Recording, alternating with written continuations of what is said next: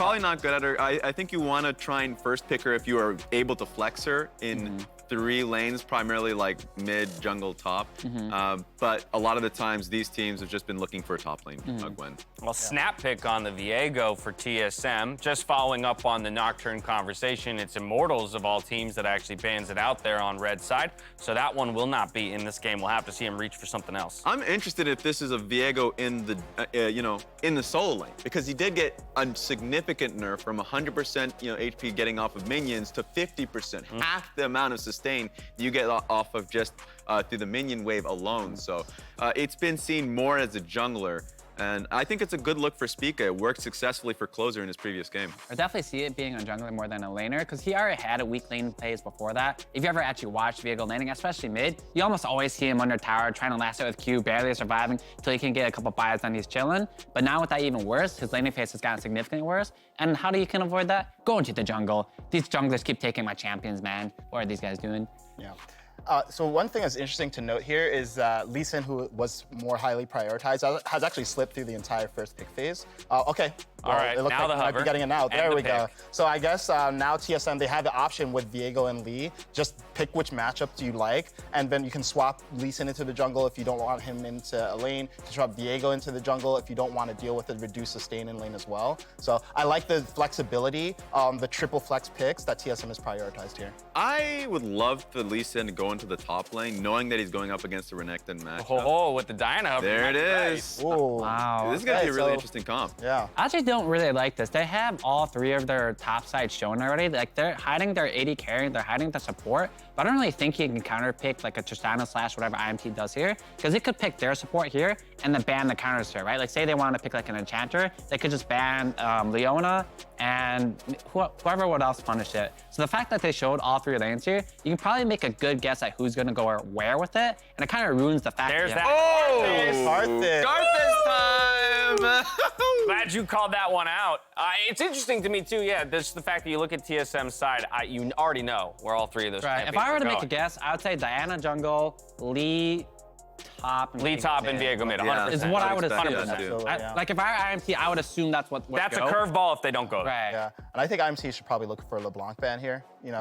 We've seen LeBlanc be really, really good in hands of PoE. Oh, sorry. Well, actually, Viz 2 solos already picked, so they don't have to worry about LeBlanc at all. One thing I want to point out here, even though we have seen Insanity play the Karthus in the past, Xerxe is a great Karthus jungle player, and Tristana is a fantastic, mid laner in general. I think mid laner, bot laner, they even have an academy top laner named Viper that plays Tristana topside. So if you're just talking about like who they've been scrimming against and what kind of information they're getting, you don't want to rule out the fact that it's an AD top laner. They played Lucian in their previous game. So I just think in general, IMT have not shown their cards in the first phase. Wait, really? With red side. I think it's pretty obvious with what it is. That's Renekton top. That's 99% chance. Well, then why did they ban Tristana, Jace? Who?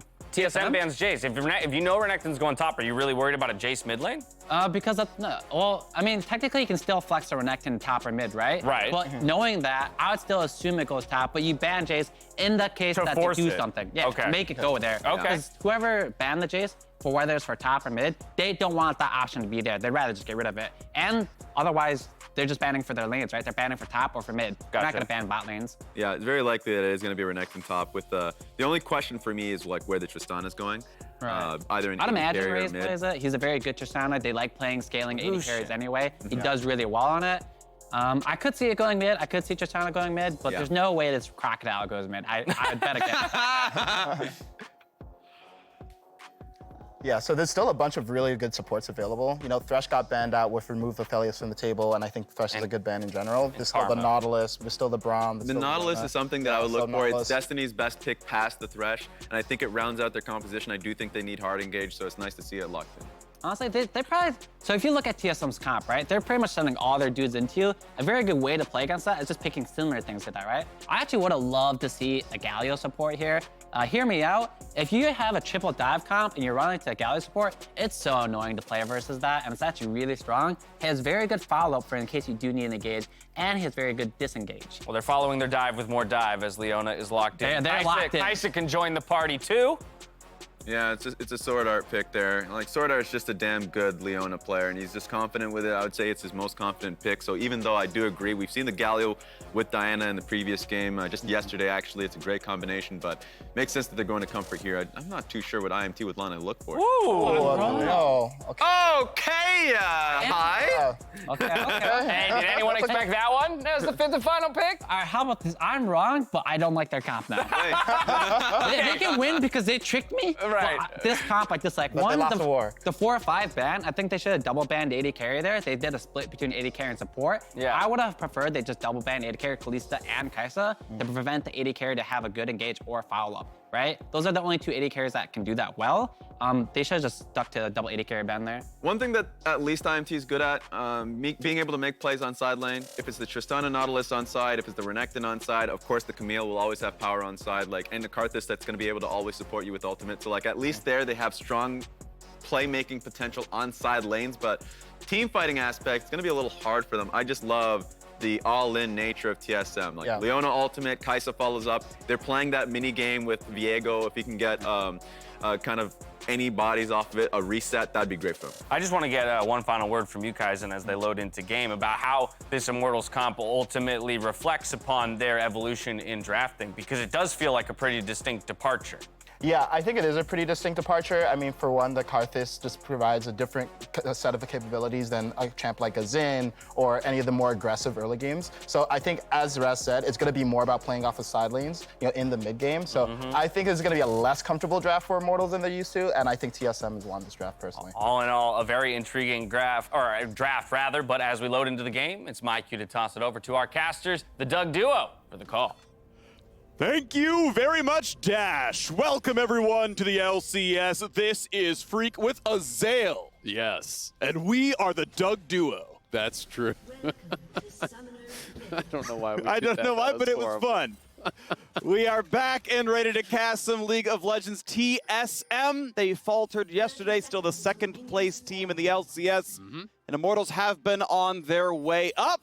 I bet Kobe they beat Cloud9. They did not, but they still got a good chance here against TSM. And this is actually really interesting because it does feel like TSM is drafting one patch behind, right? You know, both Lee Sin and Viego got significant nerfs as solo laners. The Emax for the Lee Sin was nerfed. The sustain for Viego off of minions was cut in half. That is a significant hit to both of these champions. And with Revenge going Ignite TP plus Grasp for a lot of laning power, that could be troublesome for Huni.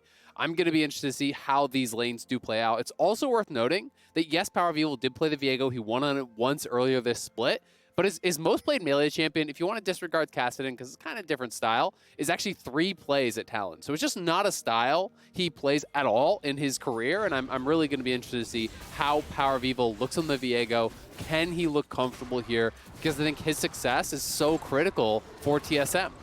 Absolutely the case, and so I'm excited to see what comes out of this one. I'm a huge fan of the Diana pickup. I think she's great overall. Karthus, honestly thought it was going to be Insanity in the mid lane when he grabbed it. I think he's actually been such an amazing Karthus, but I don't know the matchups against champions like Viego, so okay. Still Xerxe playing, a lot of his mage junglers. He was one of the only Rumbles I really liked in the jungle in the LCS. I thought his Gragas has also been very good, so this is clearly a good style for him.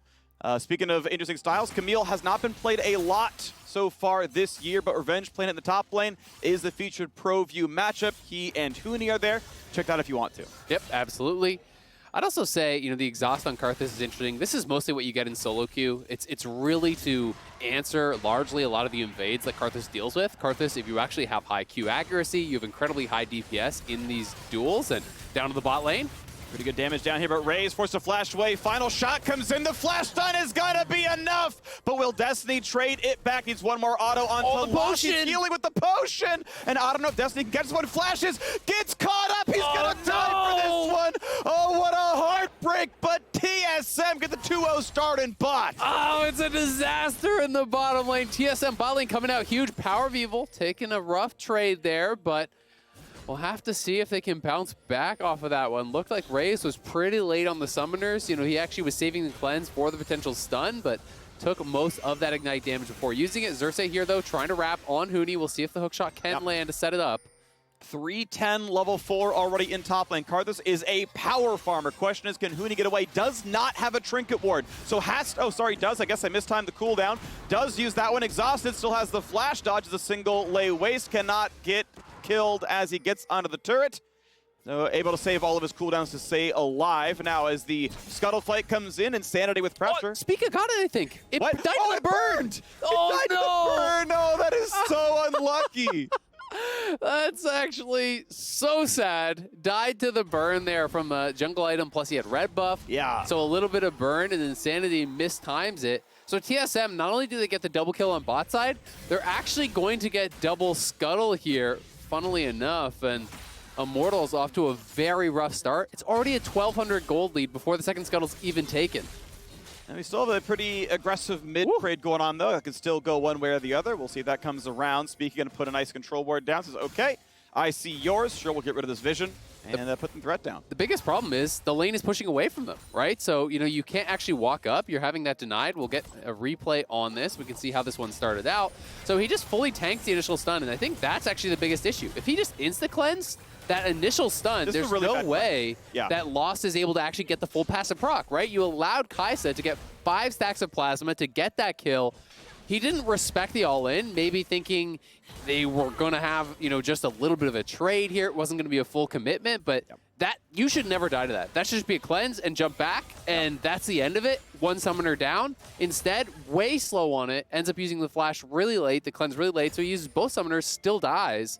And that's a pretty unacceptable misplay at this level. Yeah, pretty huge mistake right there. So we got to see if that's going to keep paying out. Huni obviously has done mostly magic damage to champs because his E has ult been hitting. So Revenge gets kind of an unlucky shield choice against that champion, but that's going to be the function against Max Lee Sin.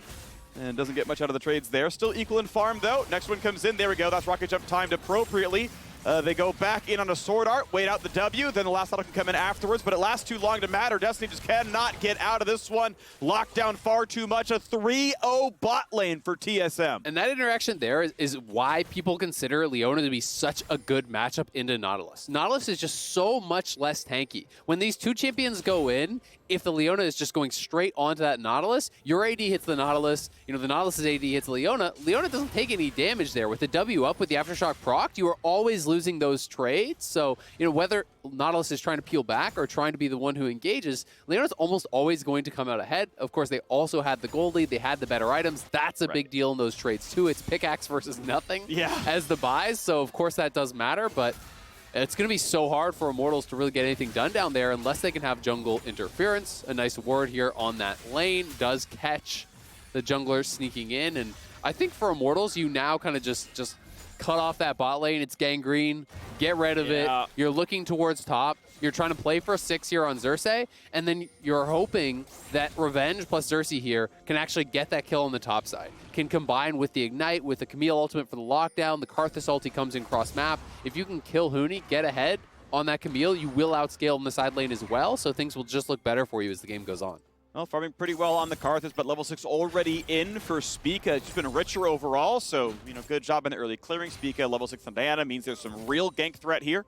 Momentary bot lane pressure. Though Xerxe used a sweeper as he walked down a bot, did not catch that ward that we just saw in the brush, so that is information that they don't know about, despite having the ability to do so. But time for the third clear coming through as Xerxe's going to grab his Gromp basically on cooldown and keep that one going, as we can see the Dragon already being started off with their bot lane coming back in. Technically not the easiest play, but Spica had used the Blast Plant to get in, I believe, or maybe a QE from the wall, so really doesn't know for sure he's doing it. SwordArt was spotted by the Scuttle. It's not going to matter, though. And with all the bot lane pressure, you can't take the 2-on-2 or the 3-on-3. First Dragon comes in, and TSM off to an early stack start. I'm now curious when they get Herald as well, if they can get their bot lane up to make that one happen. I'm not sure if they will look for that or not. You can see that SwordArt is kind of moving back and forth here, threatening the roam towards mid, but I wouldn't mind them just continuing to play through bot, play for that 2v2, look to try to maintain dominance in the Kaisa over that Tristana. I think that, honestly, they have enough prio on the top side. Like, mid has largely been pushing, top has largely been pushing. I don't know that they need to move their bot to fully commit to Herald, and we'll see if they feel that's something they need to go for. Wait to see. 1,500 gold is going to be the gold difference. Obviously, comebackable. 1,500 is not insurmountable, but it's a tough one here as Xerxe keeps the power farm going. But again, we keep in mind that though we're watching the Karthus, the Diana from Spica has been completely keeping up and again is up experience from when he's been in the lanes and helping out. He had recently, been topside, recalled in the brush. The wave was Double pushing scuttle it. as well. Right, double scuttle. Obviously, really relevant there on top.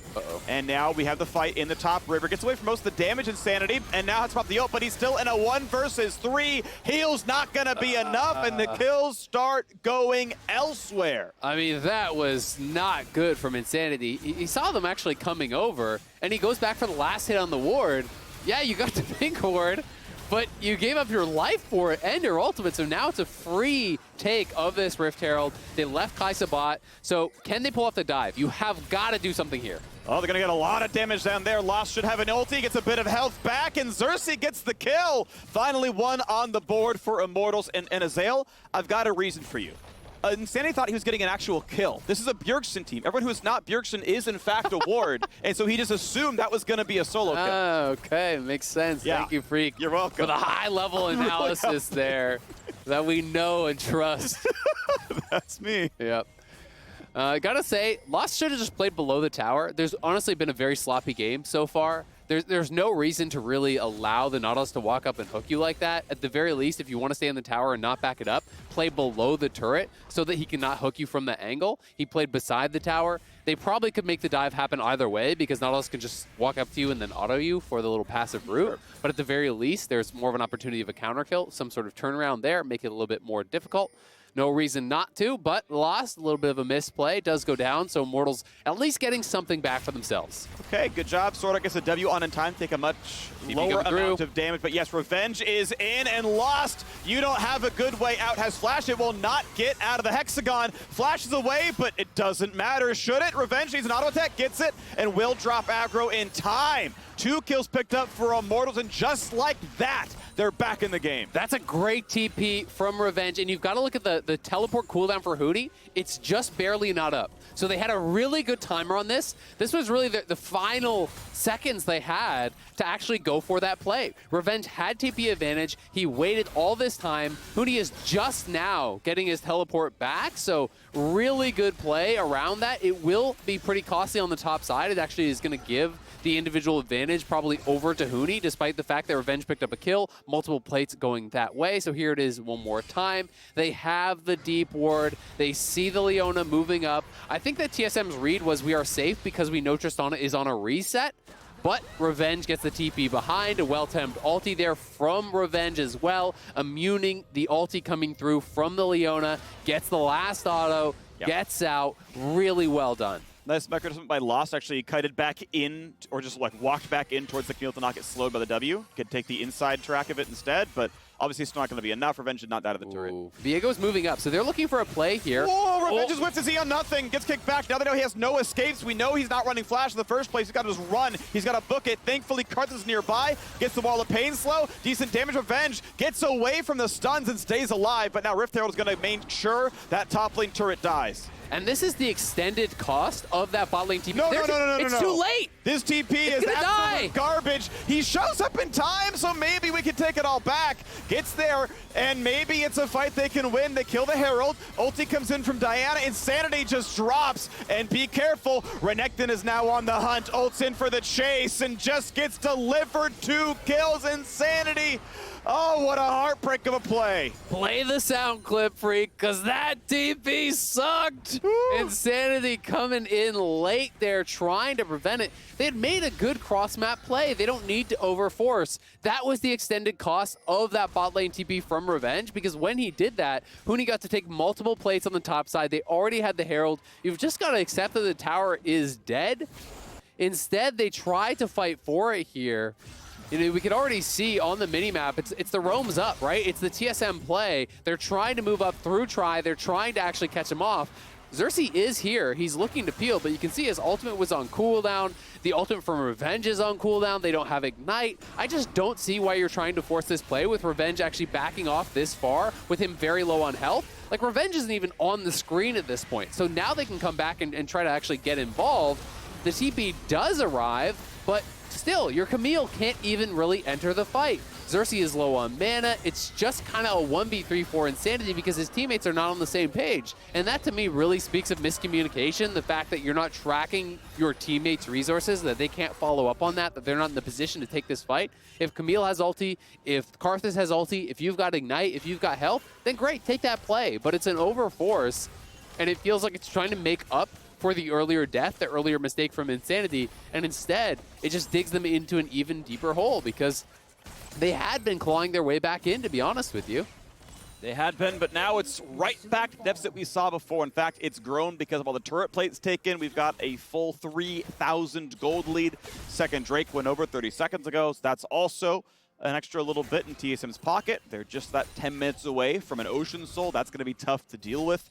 Immortals reasonably bursty. They can probably damage through it, but it's still going to be extra power if that keeps going on. We can see SwordArt and Lost think about heading topside. Yeah. Stop early, though. I mean, theoretically, you can always win, even if there's Ocean Soul, but there are some very brawly champions. It's these kind of 4 champions, all playing Conqueror, all going to be going, pseudo-tanky builds very likely here. We'll probably see Zhonya's coming through. We obviously have these kind of brawler-style builds for Lee Sin as well as the Viego, and giving them Ocean Soul on top just makes it incredibly difficult to actually push through. We'll see if Immortals can get something back for themselves, but unfortunately for them, they don't really have an advantage anywhere right now.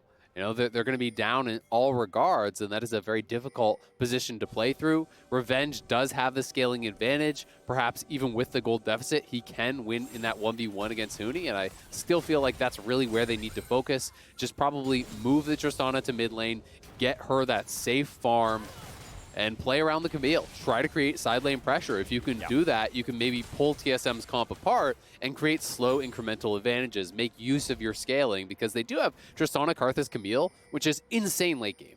Sure, yes. And this is going to be the look is my eyes are primarily on Revenge. I think he will be winning almost every duel he's ever a part of in almost any of these matches. So as long as his gold total is fine, and right now it is, then he's got to watch for. And what's nice is even if the 1v1 is going to be tough, you've got a Karthus. Guess what? It's a 1.5v1. You're actually winning every battle as long as you're able to somewhat stabilize the game. Again, the timer of Dragon Soul in 8 minutes, that's going to put a damper on things somewhat, but this is still where I'm looking of as exactly what you're saying, splitting TSM apart a little bit and using that as an advantage. Huni, nice job, get some counter jungling done. Any bit of gold you can take away from Karthus really, really matters. He really, really wants level 11 here from Xerxe, and he's going to be close, but still has to get a couple more cycles in. And part of the difficulty is always, when your team is losing, even if you win the 1v1, creating enough vision, enough safety for you to really go aggressive in that split push situation is very, very difficult. And it's one of the big reasons we see teams shy away from that style, because it's so much about team fighting these days. It's so much about playing towards dragons and heralds and barons and looking for soul, looking for elder, that playing this split push style, takes a lot of work, a lot of coordination.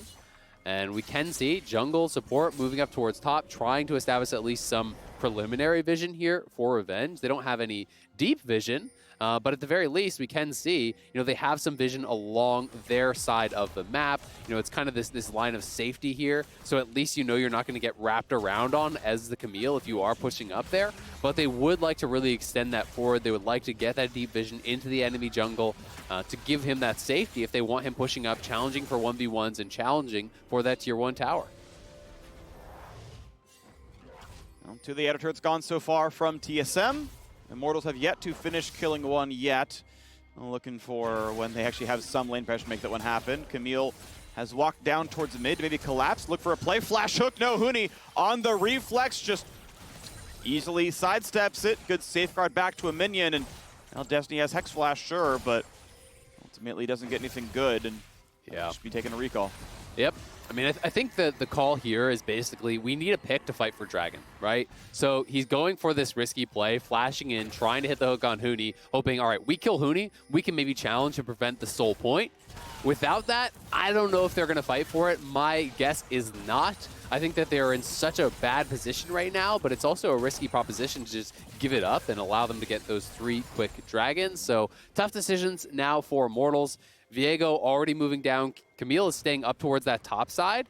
And I don't think that Immortals really have any way to actually get in with no vision and challenge for this. So In my opinion, you just push for towers, you try to take a little bit of gold, try to get that top tier 1, push towards mid, maybe get some damage down there, and hope that you're in a better spot to actually fight at Seoul. And thankfully they are. You've got Camille all the way on top side, just soloing the top lane turret. Sadly, no mid lane pressure as the bottom jungle gets taken, the blue buff gets taken, the Gromp gets taken. TSM, good job, getting all that control, taking all those resources. You can see the top lane turret, though, still well above half health, and PowerOfEvil is now on the way over. Revenge likely does not finish that turret in time, and though Immortals get a wave or 2 of extra gold, well, 2 camps is the same amount of gold in XP, so ultimately even the cross-mapping does very, very little, and now we have TSM only 5 minutes away from Ocean Soul. And that's where you got to credit TSM for the prep, right? They did a very good job actually denying vision. They have so many wards in that quadrant that Immortals couldn't really move in whatsoever. Their vision had been completely denied. When you're down in gold, it's already an off chance that you're going to win that 5v5. Walking in blind, you've got no shot. So TSM playing it out very, very well. As you said, on pace for an extremely early Soul here. And even if Lee Sin is going to get bopped in this 1v1, Viego really isn't at this point. PowerOfEvil is ahead in gold. He's in a good spot, so Immortals trying to get out to the side lane, trying to disrupt these 1v1s, create a winning position. But again, TSM's vision is preempting the play, and they're just kind of getting locked into this slow, steady pace where TSM is playing from the advantage. They have control of all the objectives. It's been 3 for 3 on Dragons, 2 for 2 on Heralds, and they look like they are cruising right now. They are. The 3 kills that Immortals got is everything separating them from a perfect game. Not a single objective has been claimed. Just the 1,400 or so gold from the few kills they've gotten. And sadly, not a lot going for Immortals right now as they move towards maybe loss number 18 of the season. TSM, of course, top 2 in the league, I think almost everyone would agree. So it's going to be a tough opponent, all said and done. And right now they are taking care of business. PowerOfEvil going to take a recall, doesn't want to work overtime, wants to get his items in, take his mandatory break, that's good, and then come back and pick up some kills soon. Going to be working towards that second item here. Looking for the Blade of the Rune King, so definitely trying to itemize more towards the 1v1, more towards that split push. It's not Xerxe for the 5v5. He feels like he's looking to answer the win condition of Immortals. Yeah. And if you're on the TSM side and you say, okay, how do Immortals win this game? Almost everyone's going to immediately go, all right, Camille takes over in the side lane. Well, build for the Blade of the Rune King, build for that 1v1, and PowerOfEvil playing with this additional gold can be the guy to hold him down, to answer him in that side lane. And I think this is a smart adaptation. You don't need Huni out there where he's already kind of outscaled in that 1v1 and could potentially get abused. Revenge looks up, sees Spica. They might take this fight, gets a slow, and they don't go for the battle. The thing is, they know Huni is bot lane on the wave. Yeah, he's got TP, but I mean, even just being there a bit early, like maybe it's not a good TP word for the Lee Sin. Like maybe you want to look for those fights a little bit more often because you're not getting many better situations than when someone's currently on a wave on the other side of the map. Yeah, it's tough. You kind of gotta take your time and okay, here we call. go. They get the anchor, they get some decent damage. Daniel comes in, Zonius comes in a little bit late, so he's very low. Can they win the back half of this fight? Is there enough re-engaged power? Karthus ult, Spica gets all the shields in the world and just stays alive. Couple of W's, thank you Huni, thank you Spica, thank you SwordArt. Nothing doing. Yep, Locket shielding coming through. So strong as an answer to this Karthus, who relies on this heavy AoE damage, and having that Locket, perfect answer here. Immortals trying to push up, trying to create some sort of advantage off the back of it, but honestly, nothing happening as Spica's regen most of that health. They do force out the Zonias. I think it was a good look trying to force their onto Spica. They got the teleport out of Huni, so that's something for them, but it did cost them both the summoners off of Raes, and they're not even able to get a kill from it. So TSM prepping for this dragon, looking towards Soul, and Immortals without really any time to look for any additional play before that. So it's going to be up to this 5v5. It's going to be up to who can establish vision in this dragon area in this next minute. A little bit of extra damage comes in as Xerxe gets the first half of his Void Staff. I'm glad he's not going towards Zonius. He's still got a functioning stopwatch. It's a waste of gold to go for the rest of that item. There's better things to buy, so I like that one, but you're still fighting. You're a molehill, they're a mountain. It's a 5,000 gold difference. The Drakes even add on top of that one for the extra stats with Infernal and Mountain. And here we go. Bottom river is what we care about. Mid lane pushed in first by TSM. They've just got no vision, right? They've got nothing. You know, if you swap to that Immortal side, they can't see forward at all. And they're now Destiny in trouble, going to get pushed back. That's his flash down. So he's going to have to reset. And it feels like the Soul is maybe even just going to be given over for almost nothing because they have no eyes. Yeah, they got to get that dragon. A way in. A flash done something, but PowerOfEvil is just out of range, or it just isn't going on anyway. They find the first fight, though. Huge damage. The kickback. Camille is dead instantly. Will it be a trade? Huni drops. Top laner's dead. Support traded down now as well. But PowerOfEvil on the Viego has already got his double. Can go for a third. Kaisa picks up 2 more, and now it's only Raes left alive, and he's going to fall. Triple kill for Lost. TSM take the Bud Light ace, and what do they choose? Is it Soul? Is Both. it Baron? They're going both. Yeah, it can take it all at this point, Phreak. TSM crushing Immortals so far ahead at this point. They knew they were in such a position of power. You look at the completed items, they're in such a better spot for this fight. They had choked Immortals out as far as the vision. They could have gone for the Soul, but they see the angle to take the fight. They ace them, they get Baron, they get Soul. This game is so over. TSM have absolutely destroyed Immortals. Beautifully done. There you go. Sub 24 minutes. The Soul is in. Let's watch that fight one more time. Yep, here it is again. It's just been the slow denial of vision. They see Revenge there on the side, and they actually just look for the focus on him. He gets stunned up, and then Huni goes in, kicks him back into the team, absolutely deleting him. You can see Viego picks up the Camille Soul, hook-shotting into the backline, piling through. Lost is untouched this entire time, free-firing, saving the ulti to pick up that final kill onto Raes. Great team fighting there from TSM. They have really snowballed this game quickly and look poised to close this one out in a really quick game. Here we go. Mid lane tier 2 gonna drop for sure. Turret number 4 taken. Immortals have as many kills as TSM have dragons or turrets. And now we'll look at the next one as they're going to knock down the inhibitor turret next in the mid lane. Just pushing straight down the mid lane. They find the Sun and Insanity. Good luck, Renekton. Double dash the way, but Nautilus dives in at the same time and they just find that kill on Destiny. Now Xerxe, yeah, sorry, buddy, you're dropping as well. Goes into zombie form, gets used out of the passive. Might get a half-decent ulti, but there's no way it's going to matter. Everyone is dead yet again. The Bud Light ace, the open nexus is about to be found. Those turrets will not last long, and TSM will take win number 22. They will dismantle Immortals. Bot diff was gigantic, huge by Lost in SwordArt, and it got paid forward everywhere. 16-4, TSM absolutely slaughter Immortals to start out the day. A great bounce back for TSM here. Domination is the word against the Immortals. A little bit of a sloppy back and forth in the early game, but TSM came out miles ahead. And honestly, after some little blips on the radar in the early game, this was a very clean play from TSM. They destroyed Immortals. Immortals really overextended in a number of moments, not being able to capitalize when they did have small advantages.